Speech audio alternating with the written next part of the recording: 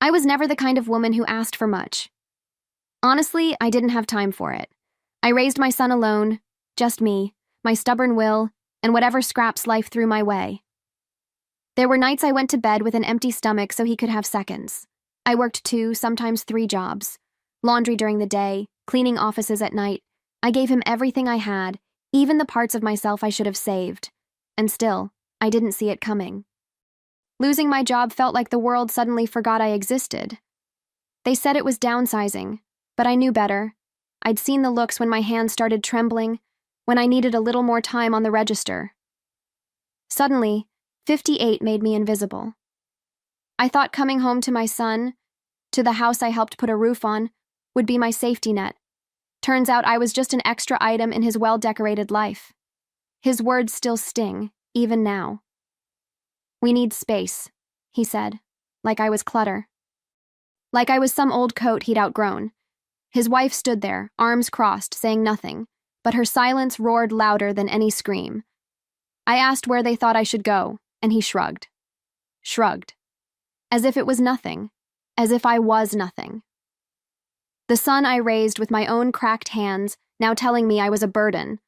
So I packed in silence. One small suitcase, no photos, no keepsakes, no dignity. I left behind the curtains I sewed by hand, the kitchen I used to sing in, the tiny rose bush I planted for my mother. He didn't even watch me go. Not a hug, not a thank you, just the soft click of the door behind me. And in that quiet, something inside me cracked. Not loud or dramatic, just a clean, quiet break. The kind you feel before you even realize something's missing. I walked for a while that night. No destination, no plan, just me and the sound of my own footsteps, echoing louder than my thoughts. The air had that crisp bite that settles into your bones, and I welcomed it. At least it reminded me I was still here, still breathing. I remember passing a bakery, watching a young girl inside laughing as she frosted cupcakes. She couldn't have known, but that little laugh cut straight through me. Joy felt like a foreign language I'd once spoken fluently. I ended up at a bus stop with a bench that smelled like rain and rust. I sat there, clutching my suitcase like it might anchor me to something real. A man nearby was arguing with someone on the phone. Something about rent, about betrayal. I didn't mean to eavesdrop, but his pain mirrored mine so perfectly it felt like we were reading the same chapter of 2 different books. Funny how strangers can sometimes feel closer than family. That night, I didn't cry. Not because I wasn't hurting, believe me, I was, but because I'd cried too many times before. This was different. This was the kind of pain that settles into your skin, like ink, like it wants to write itself into your story whether you like it or not. I wrapped my coat tighter around me and promised myself I'd survive. Maybe not tomorrow, maybe not next week, but somehow, some way, I would find a way to keep standing. Because here's the thing, no one tells you about heartbreak. It doesn't always come from lovers. Sometimes it comes from the very people you built your life around, and when it does, it breaks something deeper than your heart. It shakes your belief in the world. But even in that moment, humiliated, discarded, alone, I felt something flicker in me. It wasn't anger, not yet, just the quiet beginning of a flame I didn't know I still had. I found a place to sleep that night, a church shelter with thin blankets and thicker silence. The woman at the desk didn't ask questions, just handed me a clipboard and a weak smile. I filled out the form with shaky hands, skipping the parts that asked for an emergency contact. Who would I even put? I used to be his emergency contact. Now I was just a name that didn't fit anywhere. I chose the top bunk. Safer that way. Harder to disappear when you're closer to the ceiling. Lying there, listening to the coughs, the snores, the quiet weeping in the dark, I let my mind wander to simpler things. The smell of cinnamon in December. The way my son used to tug on my sleeve when he was scared. His tiny hand in mine, how natural it once felt. That same hand now shooing me out the door like a stranger. I clung to those old memories like a frayed lifeline, not because they comforted me, but because they reminded me I had mattered once. People always say, a mother's love is unconditional. But what they don't tell you is how rare it is for that love to be returned. Not everyone grows up to be kind. Not every child remembers. Sometimes they outgrow you like an old story. one they're embarrassed to tell at dinner parties.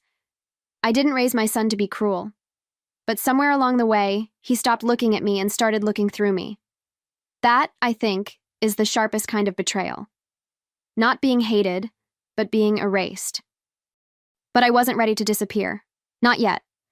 That flame, the one that flickered quietly when I left, it hadn't gone out.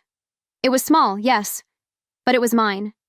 And even as I lay in that cold bunk, in a room full of strangers, something inside me whispered, "This isn't the end." It might not look like it now, but something was beginning. Something slow. Something quiet. Something I didn't have a name for. Not yet. The first place I stayed for more than a night was a friend's couch. One of those friends you lose touch with over the years, but who somehow still shows up when the world forgets your name.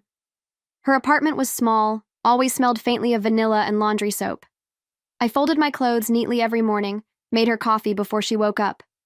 I didn't want to be a burden again. I couldn't go through that twice. I started looking for work. Anything, really. But when you're a woman past 50, with no recent references and a tremor in your hands, even the simplest jobs come with closed doors. I almost gave up. Then one afternoon, I saw an ad online. Need help with tutoring, reading and writing, remote, flexible hours. I clicked it, thinking it was a long shot, but they called me back within the hour. A young mother, exhausted, desperate, said her kid couldn't read full sentences and school wasn't helping. I didn't realize how much I'd missed teaching. The rhythm of words, the quiet "oh" when something clicks. I used to help my son with his homework at the kitchen table, remember? Flashcards and gold star stickers. I brought that same energy to this little boy. Cheerful praise, silly voices, gentle corrections. And for the first time in a long time, I didn't feel invisible. I felt needed. I felt good. One client turned into 2, then 4. Then someone's cousin called, and before I knew it, I had a schedule. Not glamorous, not steady, but it was something. Every time I clicked join meeting on my old laptop, I felt a small bloom of purpose. My hands still shook sometimes, but the kids didn't care. They liked the way I laughed when they got something right. And somewhere between phonics lessons and reading fables, I started to feel like I belonged in my own story again. Money was still tight, of course. I clipped coupons like it was an Olympic sport, walked instead of taking the bus, counted coins at the checkout. But I started baking again, something I hadn't done in years. It began with a banana bread I made to thank my friend.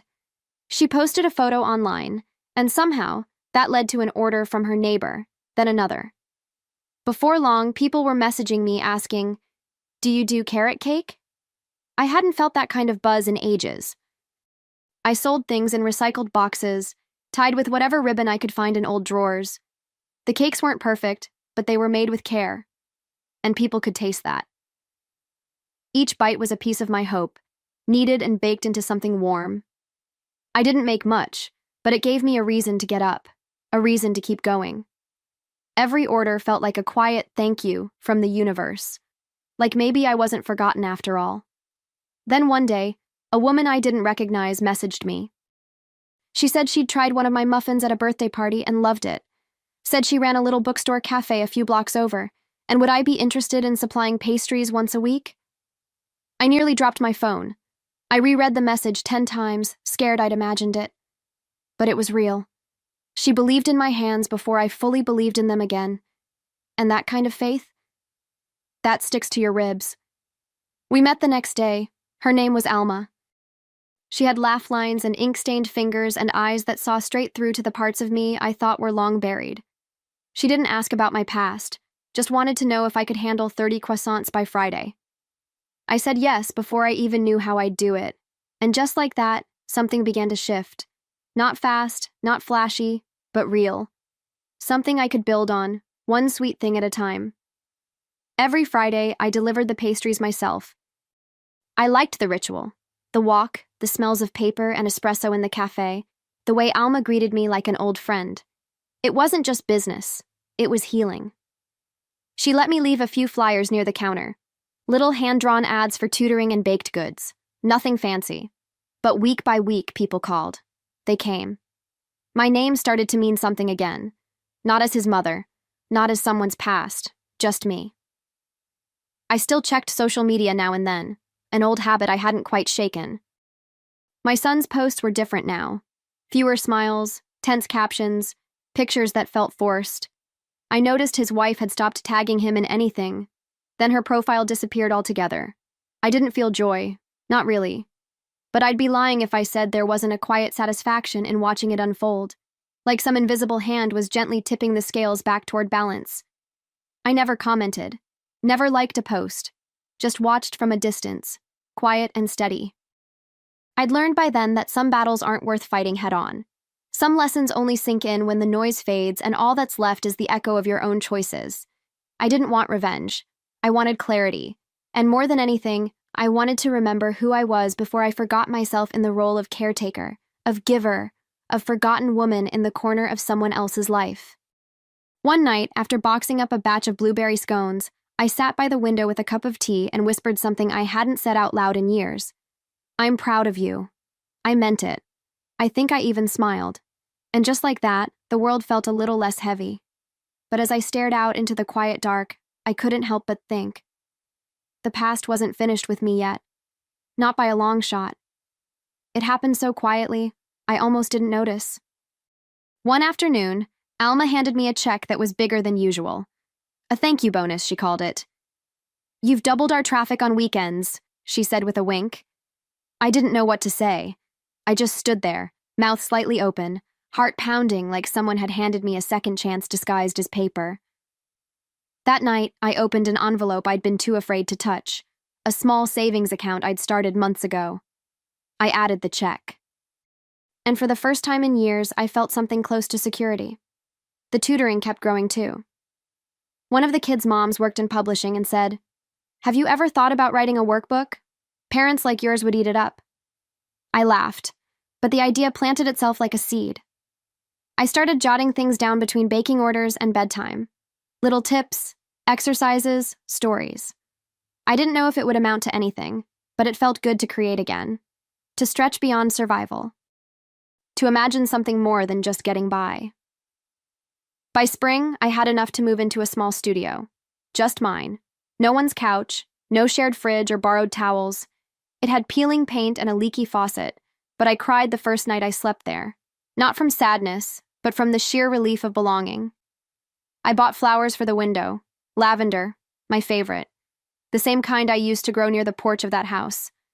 Funny how some things circle back, even when you're not looking for them. I kept quiet about my progress. No announcements, no declarations. I wasn't building a life to prove anyone wrong. I was building it because I could. Still, when I heard through a neighbor that my son had lost his job, something about a bad investment and some legal mess, I felt something shift inside me. Not pity, not triumph, just a kind of stillness, like the air right before a storm rolls in. And I knew the story between us wasn't over yet. I found out the house was up for sale through a listing my friend sent me. "Isn't this your old place?" she asked. I clicked the link and just stared. The photos were glossy and cold, all gray paint and bad staging, like someone tried to scrub the soul right out of it. But I knew every corner. I could still picture the scuff marks by the stairs from when my son learned to walk. The dent in the wall from when we moved the old bookshelf. That house had bones, and they were mine. I didn't hesitate. I called Alma, who knew someone, a lawyer, discreet and fast. "Make an offer," I told her, through the business name. No attention. My voice didn't even shake. That surprised me. A year ago, I couldn't ask a barista for extra sugar without apologizing. Now I was buying back the house I was thrown out of, and I did it like I was ordering fresh inventory. Not out of spite, but because it was time. It was mine before it was ever theirs. The deal closed quickly. Quieter than I expected. One signature, one wire transfer, and suddenly, I was holding the deed like it was an apology the world had forgotten to give me. I didn't visit right away. I wasn't sure I was ready. Instead, I had the locks changed, the garden cleared, the rooms aired out. I asked for the lavender to be replanted near the porch. I didn't want it to look new. I wanted it to look right, like a woman had come home, but on her own terms. Weeks later, I got the message, a rental inquiry. My son, desperate for a place to stay, He didn't recognize the business name on the listing, just saw a price he could afford, a location he knew too well, and a note, room available, quiet tenants preferred. I sat there, staring at the message for a long time. Then I typed back, available for immediate move-in, welcome. No signature, no warning, just an open door, like the one he once closed behind me. He moved in on a Thursday. Same black duffel he always used for trips, now sagging with wear and disappointment. He looked older. Not in the way years age a person, but in the way regret does, in the slope of the shoulders, the cautious steps. I watched from the upstairs window, unseen. He didn't look around much, didn't smile, just walked inside like a man who'd run out of places to run. Part of me wanted to burst through the door to shout, "Do you see now?" But I stayed still. This wasn't about revenge. It was about the lesson. He never asked who owned the house, not once. Maybe he didn't care. Maybe pride kept him from wondering. Or maybe he just couldn't bear the answer. I rented the room to him under a different name, through a third party. The kitchen had new appliances, the walls were painted. But I left one thing untouched. The living room clock. It ticked the same uneven rhythm it always had. I wondered if he noticed, if that sound stirred anything buried in him. He was quieter now. Polite, distant. He cooked his own meals, kept to himself. I passed him in the hall once when I came by as the property manager. He didn't even blink, just nodded, eyes low, voice flat. He didn't recognize me, or maybe he didn't want to. Grief can wear many faces. I didn't speak either. Not yet. Not until he was ready. Because this wasn't a punishment. It was preparation. A slow, deliberate space for truth to rise. But I started making small changes, just enough to stir the air. A framed photo placed back on a shelf, one of him as a child holding a paper crown. A familiar mug in the cupboard. My lavender in bloom near the porch. I wanted him to feel it before he could name it. To sense me like a shadow he couldn't place. Because sometimes, before you confront a ghost, you need to live in the house it still haunts. He settled into the house like a man trying not to leave footprints. I could see it in the way he moved. Quiet, unsure, almost apologetic. He kept his door closed most days, worked odd hours I couldn't quite follow, and avoided the common areas unless necessary. There was a weight to him now, one I hadn't seen before. Not shame exactly, just exhaustion. The kind that doesn't come from work, but from carrying years of your own bad decisions. I visited once a week under the guise of property inspections. Wore my hair tied back, glasses I never needed, a clipboard I didn't write on. Each time he greeted me with polite distance. "Ma'am," he'd say. "Ma'am," as if he were speaking to a stranger. It didn't sting like I thought it would. In a strange way, it gave me time, space to watch, to understand the man he'd become without the noise of history between us. And what I saw wasn't cruelty. It was collapse. He never complained. Not when the hot water sputtered, not when the mail piled up, not even when the power went out one night during a storm. He lit a candle and sat by the window for hours. I watched from the curb, engine running, wondering what he was thinking. Maybe he was counting regrets. Maybe he was just tired of the dark.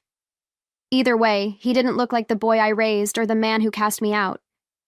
He looked hollow, like something had been scooped out and never refilled. Still, I waited. Left things where he might find them. An old recipe card tucked in a drawer, the radio station I used to love preset on the kitchen dial. Not too much, just echoes.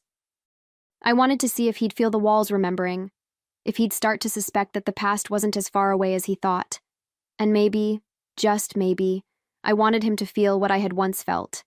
That eerie silence between knowing something has shifted and not yet understanding how or why. The change came slowly. One evening, he lingered in the living room, staring at a photo I'd placed carefully on the mantel. It was a candid one, him as a child, sitting in my lap, frosting on his nose, both of us laughing like the world couldn't touch us. He didn't touch the frame, just stood there, staring, like something familiar was tapping on the door of his memory. He blinked fast, rubbed the back of his neck, and walked away. But I saw it. The crack. the doubt. Later that week, I planted more lavender by the steps. He paused when he saw it, bent down. Ran his fingers along a blossom, like he recognized the shape, the smell, but couldn't place it. He didn't say anything, but he lingered outside longer than usual that morning, sipping his coffee slowly, eyes on the porch. I watched from behind the curtains upstairs, breath held. He looked like someone trying to remember a dream they'd been told never happened. He started asking quiet questions. Did the owner grow up here? Is that clock original? Was this place always this quiet? I answered carefully, just enough truth to make it feel solid, just enough distance to keep him from seeing the whole picture. It's been in the same hands a long time, I told him once, and his eyes narrowed, like he heard something in my voice he couldn't name. Not suspicion, not certainty, just a stir. And then it happened. He found the letter. I'd left it folded in the drawer of the nightstand in his room, the one I knew he'd eventually check when looking for a charger or a pen. It wasn't dramatic, just a single page, in my handwriting, signed with my full name. No accusations, no anger, just the facts. This is the house I built, the one you sent me away from. And now it's yours again, but on my terms. He didn't come out of his room for hours after that. The air in the house shifted, like something sacred had finally been unearthed. The next morning, he was in the kitchen before I was. Coffee brewed, 2 mugs set out, one of them the blue ceramic one I used to drink from every morning, the one with the tiny chip on the handle. He didn't say a word when I walked in, just looked at me, eyes red-rimmed, jaw clenched like he was holding back a storm. I poured my coffee in silence. We stood there, 2 ghosts in a house that remembered everything. When he finally spoke, his voice was hoarse. Why? That's all he managed. Not how, not when. Just that one word, cracked and bare. I looked at him, really looked, and saw the boy I once rocked to sleep, the man who'd once told me to leave, and the stranger who'd come back asking for shelter without realizing whose door he'd knocked on. And for a moment I didn't answer. I wanted the silence to do its work. Then I told him. Because you threw me out of the house I helped build, and now you'll pay to live in it. I didn't flinch when I said it. I didn't have to. His face dropped, not with anger, with something heavier, something raw. So this is revenge? He asked, quieter this time. I shook my head. No. If it were, you wouldn't be standing here. Revenge would have been slamming the door on you the way you did to me. This is something else entirely. He didn't respond, just nodded slowly, like the weight of it was settling across his shoulders. I didn't need to push. He was already in the middle of the reckoning, and I had no interest in rushing it. I let him sit with it, with the truth, with the sting. Because the real lesson wasn't in the confrontation. It was in what came after. And I knew, if he stayed, if he was willing, the hardest part was still ahead. He tried to apologize the next day, fumbling through a mess of words like someone searching for a language they hadn't spoken in years. I didn't know, he said. I was stressed. We thought... I stopped him gently. You didn't think that was the problem. My voice wasn't angry, just steady, tired maybe, but clear. I didn't want excuses. I'd lived inside the consequences long enough. What I needed was something real, something earned. He looked small, not physically, but in that quiet way someone shrinks when their illusions fall apart. He asked if I was going to kick him out. I said no. That would have been easy. This wasn't about punishment. It was about understanding, about giving him what I never got, a second chance. But I made one thing clear. This time, he would work for the roof over his head. Not with money alone, but with time, with effort, with humility. You'll pay rent, I told him. You'll help in the garden, and once a week you'll volunteer at the community center. No arguments. He didn't push back, just nodded, eyes down, shame clinging to him like smoke. That was new. The old him would have stormed out, called it unfair. But now? He just accepted it. I think deep down, he knew it was more grace than he deserved. And I I wasn't doing it for him. I was doing it for me, to close the loop, to reclaim what was mine, not just the house, but my worth. The first Saturday, I found him on his knees pulling weeds, sweat on his back, dirt on his hands. It looked good on him, not because he was suffering, but because he was finally present, finally quiet. He didn't see me watching through the screen door, but in that moment, I realized something. Sometimes the greatest revenge isn't cruelty, it's the invitation to grow, and the choice to stay and do the work. The weeks passed quietly. We spoke little, but the silence between us began to soften. He started cooking dinner now and then. Nothing fancy, just pasta or rice and beans. One night he left a plate outside my door. Didn't knock, didn't say anything, but I ate every bite. It wasn't an apology, not really. Just a gesture, a beginning. Sometimes beginnings are the hardest things to recognize. They come dressed as routine, wrapped in quiet acts. At the community center, he taught kids how to fix bicycles. I never asked how that started, but I heard about it from Alma, of all people. "There's a man there who reminds me of someone," she said with a half smile, handing me a croissant. I smiled back but didn't explain. I didn't owe the world that story yet. It was still growing, still raw. And some things need time to settle before you give them names like forgiveness or redemption.